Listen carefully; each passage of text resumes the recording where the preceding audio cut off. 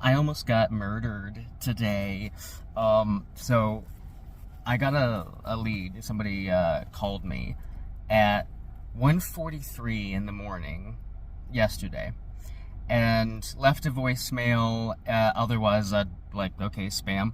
And then he proceeds to tell me, hey, I saw your listing in Manitou. I want to see it. Gives me a little bit of info.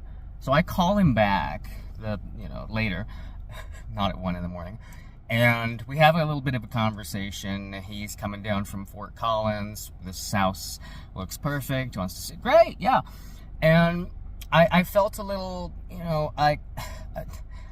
okay, well, I've never met this person. Seems like he's a legit person, but in the back of my mind, I'm just be careful, Probably should have gotten more info.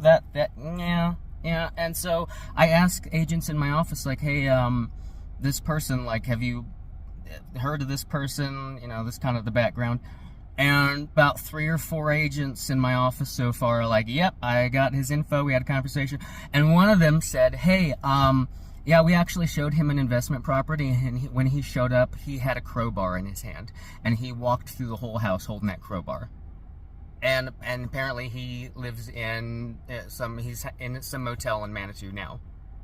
And I'm like, okay, thank you very much for that info. And then another agent said, hey, yeah, he had mentioned that if he ever killed a man, he would bury him 12 feet deep so that no one would ever find that person. And he had a friend with him, and the whole situation seemed really off. So I was on my way. I was about to go show that dude that property, the house.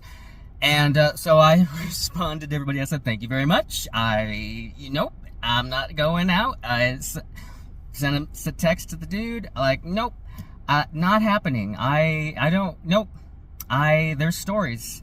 This has happened to agents, and this is not going to happen to me. So, I dodged a bullet.